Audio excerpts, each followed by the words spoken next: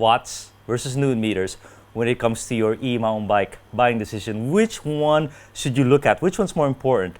In this video, I'm gonna make the case why newton meters, or the measure of torque, is way more important than watts. And even if you're not convinced at the end of this video, I'm gonna give you a wild card, a factor unique to e-mountain bikes that's gonna make this a slam dunk case.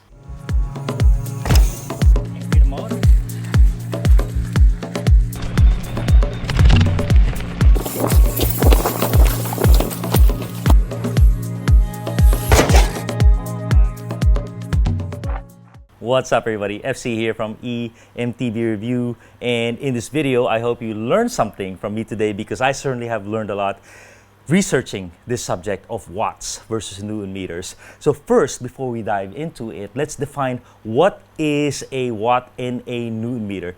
The building block for a measure of power is the newton meter. The newton meter is the measure of torque. Torque is the rotational force. In this case, we have a drill motor, and I'm going to show you a couple things.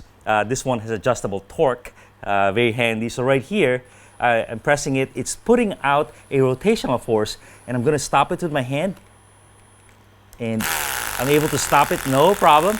It doesn't have a lot of torque, okay? But I'm going to adjust the torque, and right here, I'm going to do the same power, and I cannot stop this thing. Way more torque now. So that rotational force, that is the measure of torque. That can be measured in newton meters or in foot-pounds, okay? So newton meters is the metric system, foot-pounds is the imperial, and then on the power, it's watts versus horsepower. That's the same thing. So what is a newton meter? Just to clarify, you know what a meter is. It's about this length, exactly, and a newton is actually weight. It's like 0.22 pound. It's like a small apple or a baseball, 0.22 pound. So right here, if you put this at the end, the force that it applies to the center, given gravity, is 1 newton meter. So that's exactly what it is. So if you have your Bosch motor with 85 newton meters, get 85 of these with that length, and that's the force of that motor on the bottom bracket. So now that we have newton meters and torque clarified, it's the building block of power, by the way. What is watts? What is power? So power is basically the newton meters multiplied by the RPM, how fast it's spinning. So right here, we have some newton meters going on right here, right? And then when we put it on full blast, you know, that newton meter multiplied by the RPM, that is the power of this drill right here. So right here, it's giving out a certain amount of power, and right here, more power, okay? So newton meters times RPM equals watts. What does this mean in the bike world? We have the typical motor, the Bosch CX motor. It has 85 newton meters, and it claims 600 watts. We don't know much about the RPM, right? But there's a direct correlation between newton meters and RPM. Basically, we just divide the watts, 600 divided by 85 is equal to the RPM that is required to get that. So they give us the peak watts in a certain RPM, and we multiply those two, and we get the watt output. Another case is the Bosch SX motor, which has 600 watts as well, but only 55 newton meters. Now guess how many RPM we need to deliver to get that, and it's going to be a lot higher. It's about 105 RPM. So, you know, completely different scenarios here, but exact same amount of power according to the same manufacturer. So with this in mind, what I'm going to do for you guys is actually have both motors, and I have a defined test.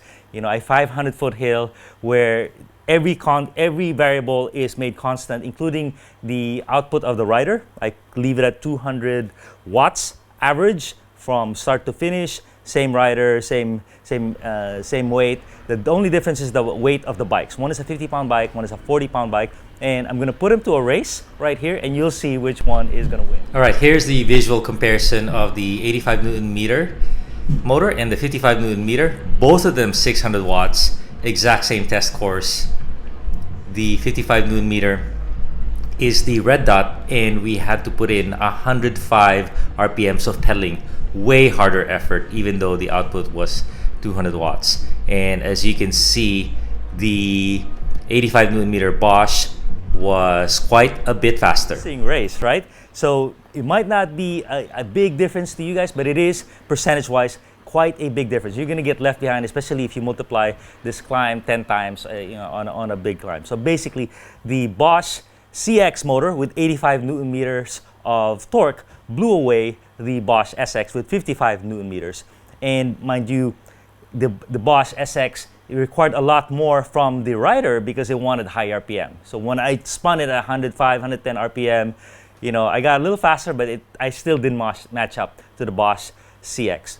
And if this course is kind of constant, as you can see on the video, constant. If this thing had a lot of switchbacks, a lot of rocks, a lot of interruptions, then the Bosch CX motor with 85 Newton meters would really just walk away. We'd just blow it away. In summary, when it comes to motors, the torque or the Newton meters is what changes your speed. It's what accelerates you. And the power or the total power, it's what determines your top speed. So if you're gonna remember something from this video, it's that torque is what changes your speed. Power, total power, watts, is what determines your top speed. So here's my wildcard for you guys to make torque a slam dunk decision maker in the motor decision, because there's something unique in e-mountain bikes. In e-mountain bikes, to get them legal on trails, we had to do something kind of onerous to our sport. Basically, we put a restrictor plate. We put a speed limit on all these bikes. In the United States, it is 20 miles an hour. At 20 miles an hour, the motor shuts off. It actually starts shutting off at 18. In Europe, it is 15.5 miles an hour. Okay? So, what's happening is way before, you're accelerating, but way before you get to the 600 watts of the motor is gonna cut off. That can probably propel you to 30 miles an hour, 35 miles an hour. But because we have these motor cutoffs at 20 miles an hour, this thing is gonna cut off. It's gonna cut off hard to zero. It cannot produce 1 watt past 20 miles an hour. In Europe, 15.5 miles an hour. So you can have a 2,000 watt motor, it's not gonna matter to our e-mountain bikes, because like I said, power determines top speed, and torque determines acceleration. But our top speed is limited by our bikes, for the law, so we can be legalized on trails. So because of that, your max power, your max watts doesn't matter that much, really. On a gravel bike or a road bike that's e-assisted, it helps even more, because then there you guys can go 28 miles an hour, and then you can actually take advantage of the upper limits of power. All right, the last part of this video is I hope I convince you that the Newton meters or torque is the most important in evaluating your e-bike. But another factor of this is something called the torque curve.